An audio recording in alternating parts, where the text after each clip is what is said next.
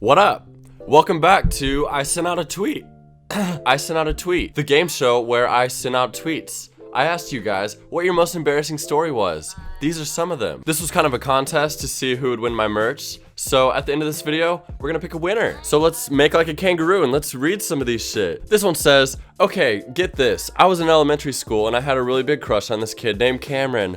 Oh, Cameron. Cameron was really mean to me. Oh, Cameron? One day he said something about me being ugly and I was mad. So I said I wanted to stay in for recess and play in the classroom. Oh, there's more. I immediately got red, ran out of the room, cried in the bathroom. After recess was over, I walked back over to the classroom and I never spoke about eye contact with such a situation. Now it gets interesting. I then proceeded to wait until the teacher left the room for something and farted really long and very loud. It happens to the best of us. What, are you gonna fart in front of Cameron? Oh.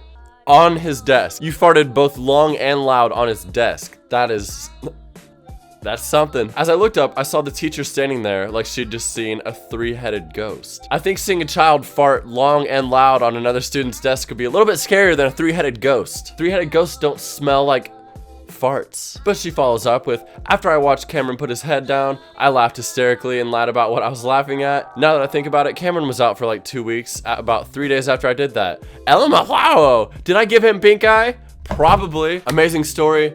Moral of the story, Cameron, don't be a fucking jerk or you're gonna get farted on.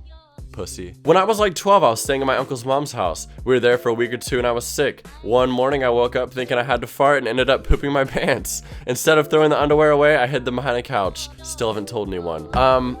Cheyenne, I gotta ask you. So is this something that happened recently? Like, are the underwear still behind the couch? Because I think that's something that somebody would notice, you know, because of the horrendous stench. Unless you're just like a ninja shitter and somehow it went undetected. If so, props to you. In grade 2, I sat cross-legged, legged or leg? But let me know in the comments. I accidentally farted so loud and my entire class laughed, including my teacher. And my face went red. I blamed it on my best friend for 5 days. They didn't let it go for 5 days, but Kayla, let me ask you this. So I'm just picturing this. A classroom filled with people. One little motherfucker lets something rip. I want you to tell me which one in the class it was. Yeah, probably the friend. Also, if you haven't really noticed, I'm kind of biased when it comes to like fart and poop things. Like that'll probably be most of the stories I picked. I've said this before, but a few years ago, my dad and I were going to church for something. He pulled into the church parking lot and took a dick pic to send to my stepmom, and I was in the back seat the whole time. Yeah, Sabrina, I'm aware. He sends me those too.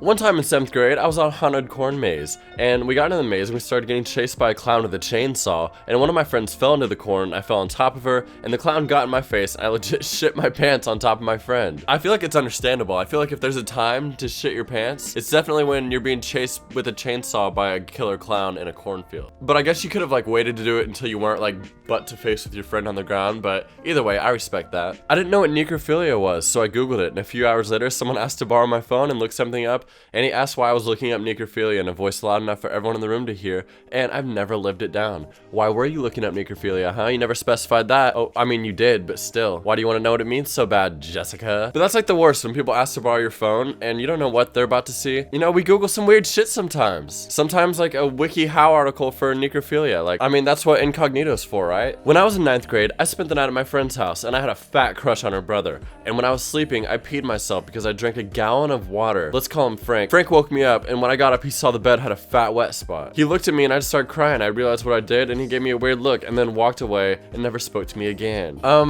Who drinks a whole gallon of water and doesn't expect to piss themselves? I know I don't. But come on, Frank. Sometimes you're laying down, you're super comfortable, like what, are you gonna get up to pee? What is this, the 19th century? Frank didn't deserve you, dude. Get with the times. When I was 4 or 5, I was scared to go to the bathroom by myself. So one day I couldn't hold it, and it was like 2 a.m. I didn't want to go to the bathroom alone, so I reached into the closet to find a fuzzy turtle bucket, and I pissed in it multiple times. My parents never found out. I mean, don't get me wrong. I love a good pee or shitting yourself story, but why do so many of you guys have these issues? I can honestly say within the last 1 week, I have not pissed myself or shit myself or any of these things.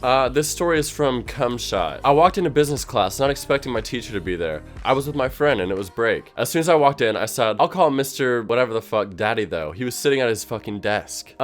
When you're in a situation like that, there's no other thing that you can possibly do except just own it. You should have looked that man dead in his squirrely little eyes and been like, what up, daddy? Cum shot here. I'm ready to learn. One time I was in the school bathroom. I did my business, whatever. I walked back into the science class, not realizing toilet paper was hanging out of my skirt. People were laughing at me and being rude, and I was so confused until someone pointed it out. I got some follow-up from this story, actually. Kind of like what Cum Shot should have done with the daddy story. She just owned it. She went up to the class and she's like, that's not poop-covered toilet paper, my friends. That's a tail. That moment in her life ended up being the best gift of all. The gift of becoming a furry. Congratulations, Tamara. We're proud of you. So don't get me wrong, I like these stories, but this one just genuinely troubles me. When I was 3, I took a shit on my home phone. I don't know how it got up there or how I got up there, but it happened.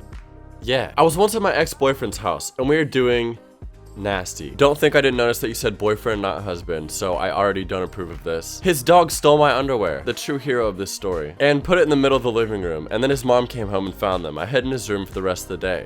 Haven, I feel it's hard to feel bad for you. I'm kind of more rooting for the dog in this story. I feel more bad for the dog. In his mouth, he had your pee and skid mark covered underwear. As you all know, like, this is a Christian channel, so that dog was just doing its part. I hope you've changed your life for the better. When I was younger, I picked up a dog turd thinking it was a rock and proceeded to chase my older brother around, wondering why he was running from a rock. Then I tripped and fell on the poop and got yelled at for chasing my brother with dog shit. Isn't that like one of the first signs of becoming a serial killer, like playing with dog shit or whatever? So like there's a couple things that I kind of wanted to ask you. I can't admit that this has also happened to me. I thought that something was a big rock that I wanted to throw super bad. So without thinking about it, I just threw my hand in and grabbed it. Not knowing, I just threw my hand into a pile of green, grayish looking pancake batter that came out of a duck's asshole. But that's where my story ends. I had it on my hands, I freaked out, washed my hands. That's it. You grabbed it and then realized it was poop, were cool with it, and then was like, wow, this is very cool.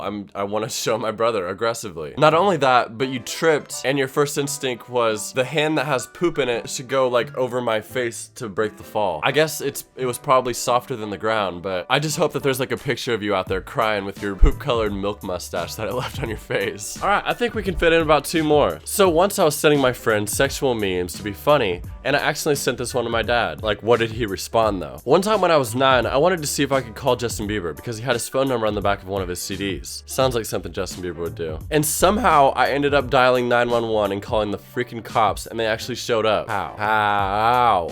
911, what's your emergency? Is this Justin Bieber? We're gonna need more context, dude. I don't understand how that happened. My bathing suit fell off in a family water park, and then a big bucket of water dropped on me. This was last year. So like, it's kind of bad enough that like when you're at a family water park, you're pretty much just swimming in the soup broth of every other single person there. Not only that, but like you have those sick fucks that think, oh, everyone pees in the pool. If you're one of those people, shut up. But not only that, you somehow lost your pants, and then one of those big ass buckets of water that always fall at the most inconvenient times. Sounds like a pretty bad day at the water park. Like my last video, the way to determine the winner of this will be by luck. I'm gonna take all the stories I've read, put them on a thing, spin her up, and let the winner decide for me, because truly I love all these stories. They all have strong points, some of them have weak points. So I feel like the best way to determine this is the old-fashioned spinaroo. All right, now we've got our 16 contestants lined up. We got Swizzy with her tragic Cameron story, Cheyenne with her dirty couch story, Jessica with her necrophilia story, Sammy, P, Lily in the bucket, Peyton and her run-in with the police, Riley with a hot pile of dog shit, Patience and her father, Sydney in the water park, Haven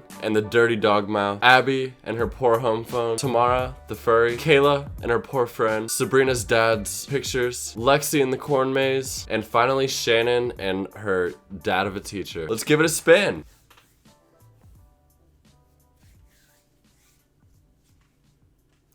Oh shit.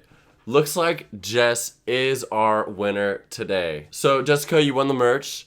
Send me a DM and I'll get it sent to you. Unfortunately, scanning the QR codes won't send you to a link to like necrophilia or whatever you're trying to look up, but merch is merch. Thank you for watching today's video. Make sure to like and subscribe. I post videos every Monday, which is bold for me to say considering this one was 2 days late, but there will be another one on Monday. PO box is still open if you're trying to send some stuff in for the video in about 2 weeks-ish. Shout out this week is gonna go to Sammy. Thank you for watching, Sammy. What'll be next week's shout out? Tweet me, leave a comment, put a message in a bottle, throw it at your grandma. I'll see it and I'll try to make it happen. But that's gonna be it for today. I'll see you guys next week.